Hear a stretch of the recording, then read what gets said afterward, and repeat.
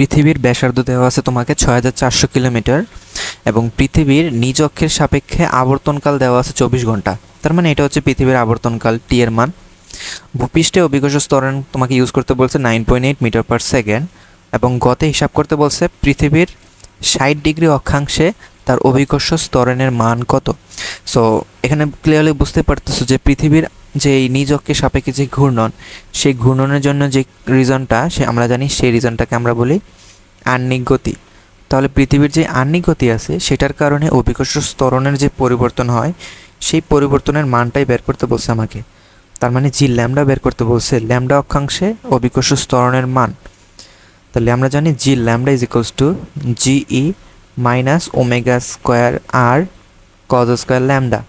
তার মানে আমাদের ওই পজিশনে, ল্যামডা পজিশনে বিশেষ করে আমার যদি অভিকর্ষ ত্বরণ বের করতে হয় তাহলে আমাকে প্রথমত ল্যামডার ভ্যালু দরকার, যেটা প্রশ্নে দেওয়াই আছে ৬০ ডিগ্রি অক্ষাংশ। তারপর দরকার ওমেগার মান। আমরা জানি omega is equals to twice pi divided by capital T, অর্থাৎ 2 পাই ডিভাইড বাই ৮৬,৪০০। তুমি এটাকে এসআই এককে নিয়ে গেলা, তাহলে এটার রেজাল্ট হবে 7.27 ইন্টু 10⁻⁻5 রেডিয়ান পার সেকেন্ড। ওকে, আর তারপর ক্যাপিটাল আর এর ভ্যালু প্রশ্নে দেওয়া আছে 6.4 ইন্টু 10⁻6 মিটার, কিলোমিটার থেকে মিটারে নিয়ে গেলাম। তার মানে পৃথিবীর যে পৃষ্ঠে, সেই পৃথিবীর পৃষ্ঠে অভিকর্ষ ত্বরণ ইউজ করতে বলছে তোমার 9.8 মিটার পার সেকেন্ড ইনভার্স 2।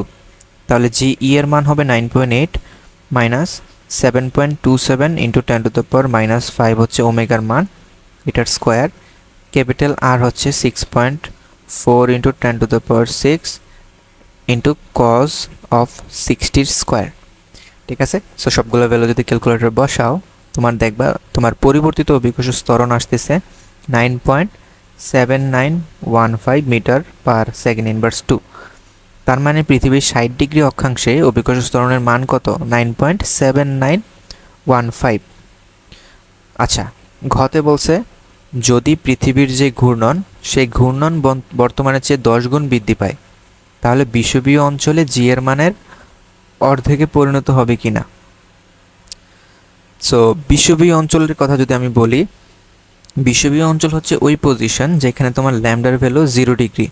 অর্থাৎ পৃথিবীটা যদি হয় এরকম গোল, চিন্তা করো, এই পৃথিবীর এই কেন্দ্র থেকে এই যে ডিস্টেন্সটা, এটা যদি হয় ব্যাসার্ধ, তাহলে এই যে হরিজন্টাল এই ডিস্টেন্সের সাথে যে অ্যাঙ্গেলটা তোমার তৈরি করতেছে বস্তুটা, সেই বস্তুটা 0 ডিগ্রি হবে। তার মানে বস্তুটা কোন পজিশনে থাকবে?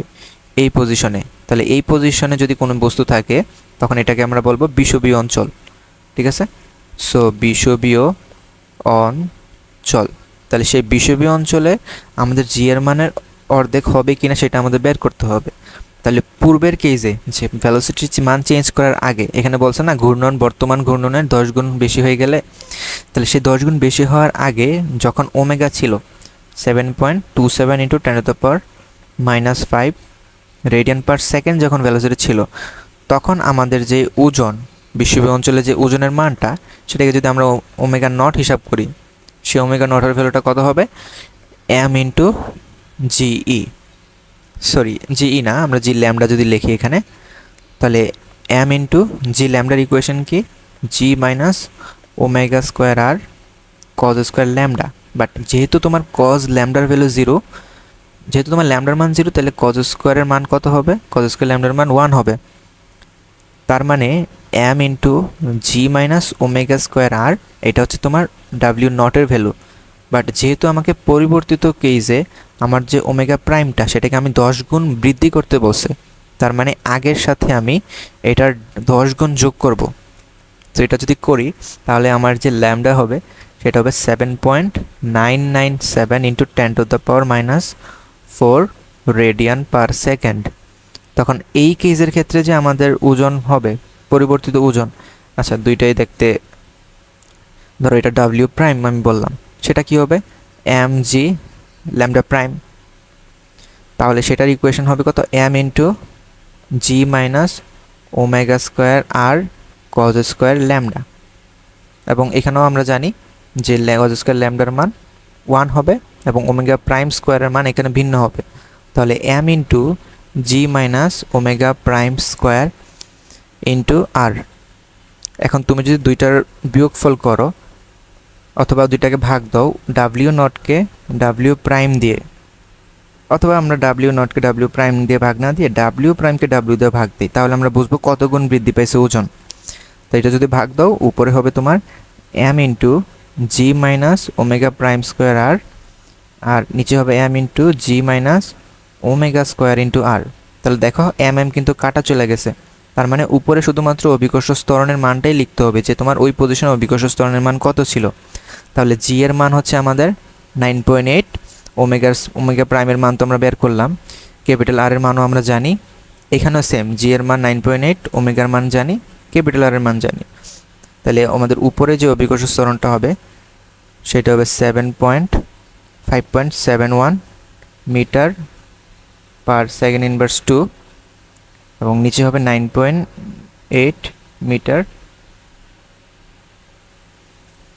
আচ্ছা নিচেরটা তো তুমি গতে বের করছো, আচ্ছা গতে গিয়ে বের করছো না, গতে বের করা হয় না, তার নিচেরটা হবে তোমার 9.8 মাইনাস ওমেগা স্কোয়ার ইন্টু আর। সো এই দুইটা ভ্যালু যদি ক্যালকুলেট করি, সো এটার ভ্যালু হবে 0.584।